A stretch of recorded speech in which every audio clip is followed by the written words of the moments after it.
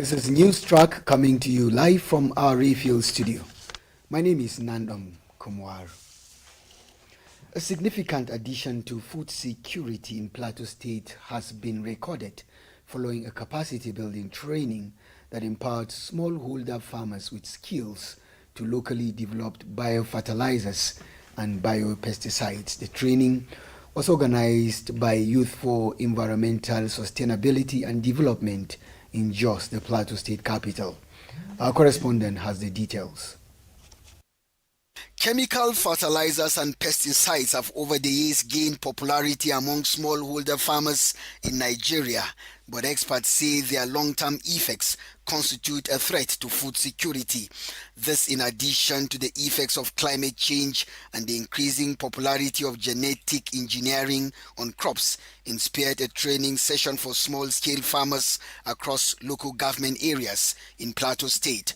According to the convener and founder, Youth for Environment Sustainability and Development, Adesua Jang, food production has increasingly witnessed a decline across regions in Nigeria, but biofertilizers and biopesticides offer plateau farmers an organic alternative to boost the production of nutritious crops. 70% of our smallholder farmers are actually feeding us. So there's a need for us to understand that these smallholder farmers, beyond just contributing to our food security, they also face challenges like having to depend on chemical fertilizers that are eroding the health of their soil. A chemical engineer, Dr. Alex Jock, who facilitated the training on the production and practical application of biofertilizers and biopesticides, said the products are cost-effective and environmentally friendly.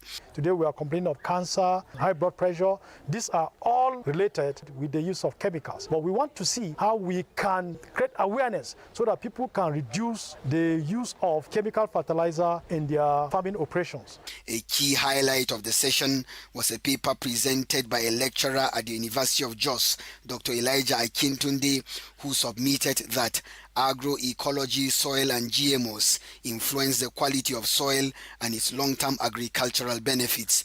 Participants at the training, including Mary Moses and Jonathan Dundep, said the knowledge gained holds the promise to turn around the agricultural fortunes of small-scale farmers, stressing that it will be transferred to their communities. In Jos, Nandom Kumwar.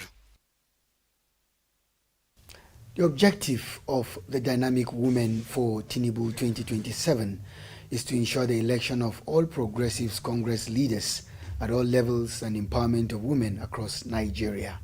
The daughter of the President of Nigeria, Dr. Folashade Tinubu Ojo, stated this at the inauguration of APC Dynamic Women for Tinubu State Exco. Our correspondent was at the Ordelins Event Center, Jos, venue of the inauguration, and now has the details. Chemical fertilizers and pesticides have over the years gained popularity among smallholder farmers in Nigeria, but experts say their long-term effects constitute a threat to food security. This in addition to the effects of climate change and the increasing popularity of genetic engineering on crops inspired a training session for small. Dr. Folashade Tinubu Ojo, who doubled as the special guest of honor and the grand patron of APC Dynamic Women for Tinubu 2027, congratulated the elected state ESCO, calling for unity among the various chapters. Much is doing what is expected. We need to work so hard for us to achieve our aims.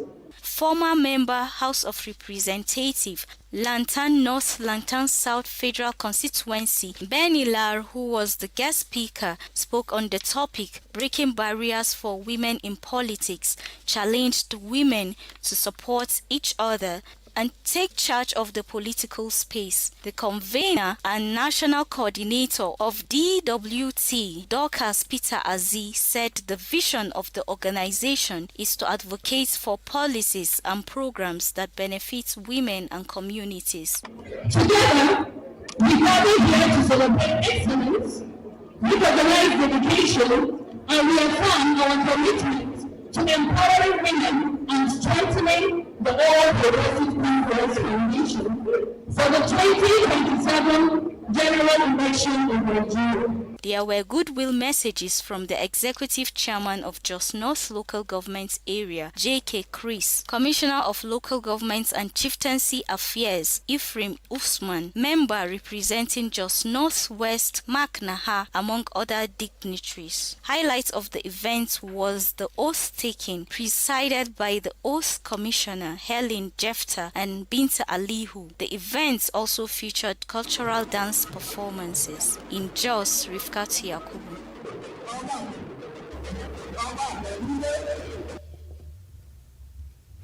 An aspirant under the People's Democratic Party (PDP) for the office of Member House of Representatives Jos North and Basa constituency, James Yakubu, has opened his campaign office in Jos.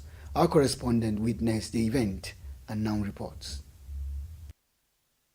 Political activities towards 2027 general elections is increasing daily. The event is the official opening of the campaign office for the People's Democratic Party (PDP) aspirant for Member House of Representatives Basa and Jos North Federal Constituency, James Yakubu. The political hopeful, in his opinion, said he is looking out for victory. It's a PDP family office, so all of us can have a place to work, harmonize, and do the things that we need to do to project our aspirants coming up from National Assembly, chairmanship, councillor, senator, governor. Whatever we have, we will bring it on board.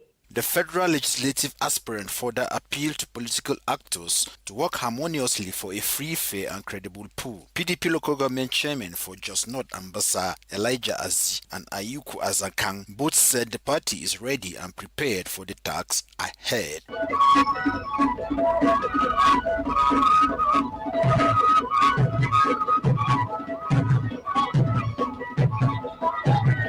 In Jos, I am Katlong Gukwat. Permanent Secretary, Plateau State Ministry of Commerce and Industry, Albert Chaimang, says productivity becomes automatic where work ethics are applied. Chaimang stated this during a seminar organized for the staff of the University Press Limited held at the Bishop's Court, Jos. Our correspondent has the details.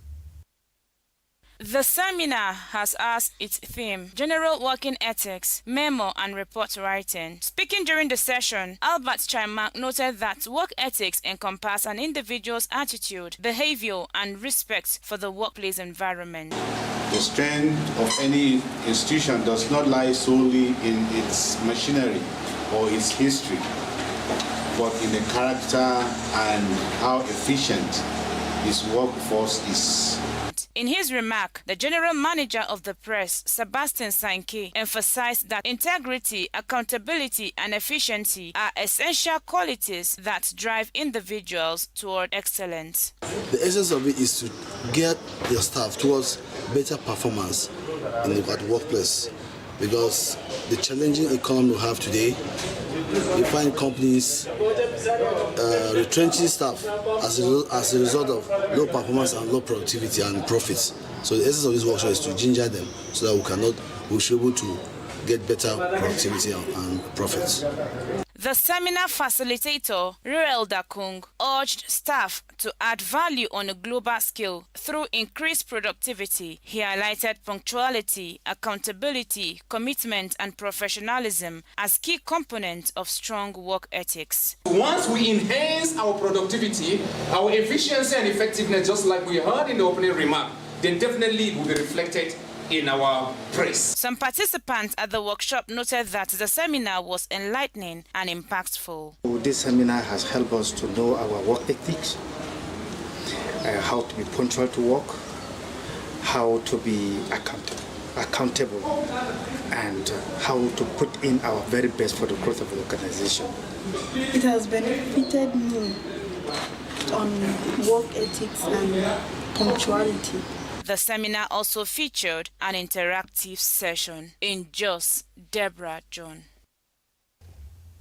And that's it on News Track. Stay tuned for global news at 6:30 p.m. and news update at 10 p.m. My name is Nandom Kumar. Good afternoon.